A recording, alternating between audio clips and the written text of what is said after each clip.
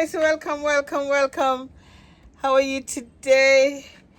I've got me some fresh color. I don't need any more than this. So if you're new to the channel, it's DW Cooks and Gardens, and my name is Donna. I am a gas engineer in London, and my passion is gardening. I grow lots of peppers. I make pepper sauce. People have been asking me, how you growing at the cow tongue callaloo? How for your callaloo so big? Well guys, if you garden and you know how to look after your garden, it works for you, and whatever you use. So I'm going to show you a few things that I use to help. Right, I am here going to demonstrate what I use to get my plants looking healthy and great. So this is what I use. Look at it. It's the agriculture cane molasses. Yes, I've used it for years and I swear by it. Another thing that I use is ash. It's wood ash, guys. So when I do my barbecue and I do the outdoor cooking, I would save back the ashes, and the ashes full of potassium, full of so much goodness in it. You can use it as it is, and you can dilute it, mix it in water. It's good to get rid of the snails and the slugs because they don't like it. And if you want to go a bit further, you can get a sieve and sieve it in there, so all the coals come out. But don't worry about the coals. Just sieve that in there. So we're sieving this in here. Ooh. And then we can put that aside. Ooh. A lot of dust gonna go on it. I usually just pour what I think of the amount, because I just I think you might need like a cup. I don't have that measurement with me, but I'll pour a little bit inside of the so look at the thickness of the molasses. You can see that? You see that? So that's about a cup. Right. You see the thickness of it? Have a look. The thickness of the molasses inside there. Mix this. Hold on. I need some more water in there.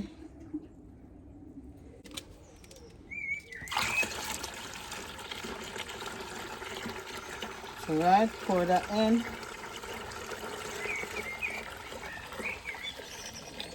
Pour that in there. There we go. Right. So stir your drink, your tea. Mix out the molasses. Where's my gloves? Usually I put my hand in there and mix it out, you know. So mix it right out. Make sure that's mixed out. And I will take this to the plants and water it. So it's molasses and the wood ash in here. Remember, you can use the wood ash by itself. And you know, you can add the wood ash to your compost. You see how dark my compost is? Let me show you. I'm gonna make some. I'll show you. Your best gold fertilizer. You don't have to buy fertilizer in the shops, you know. Everything comes right from your kitchen. The planting, the chocho, the cabbage, everything which is food. Throw it outside. Last year, I threw all my food scrap in the garden, and I add newspaper and cardboard on it, and pretty is like the soil just keep going, and I'm going to do the same again this year. So this is a container, and this is my compost that I make. Have a look. This is my compost. See, if you look how dark, light, and pure goodness. So you can put some in a container. So that's have a lot of goodness in there. Put some in a container. Put some ash and mix it up together. And put that at the base of the plant. So we can put this on the chocho, because chocho love ashes. We're going to put this on the chocho. So come and go over the chocho. Go put some of this on the chocho. And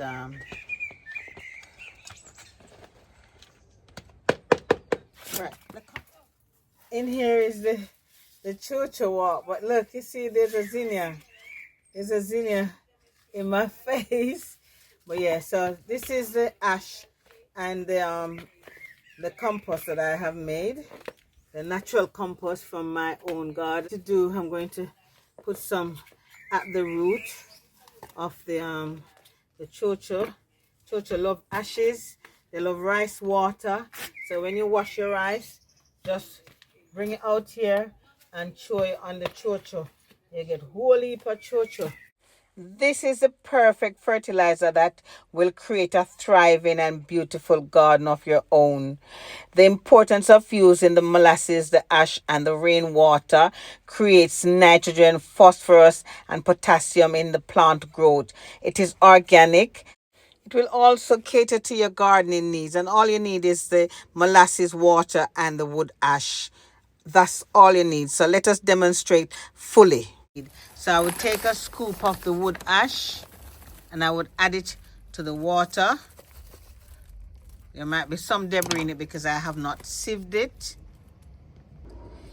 Then I would pour about a cup of the molasses. Look at the richness and the thickness of the molasses, right? I have my hand measurement. So I poured that amount in there and I would then mix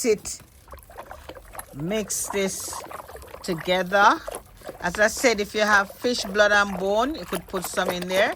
Mix that, get your watering can and water the roots of the plant, not the leaves, the root of the plant. There it is. You see the look of and then I will put that in my watering can. So I'll get my small bucket and I'll take a bucket from here, right? And I'll put some in this watering can. I'll demonstrate to you on the plants. Don't worry about the debris in the bottom because it's all going to the roots. Normally, if you want a clear wood ash, you would sieve it, but I'm not sieving it this time. See? So molasses, I use it every year, guys. I'm gonna get good returns.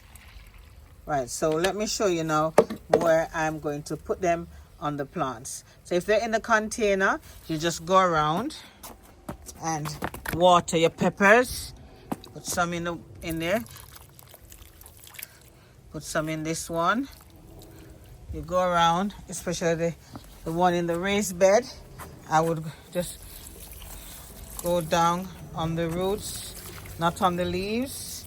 You see on the roots there. And that's it. This is how I use my wood ash and put some in there. Let me make sure you see my wood ash and I'll put some over there. So you see, everybody would get a little. And that's how I water my plants and feed them with the molasses. I use it every year and I stand by it. I get great results. Let's put some on this pepper.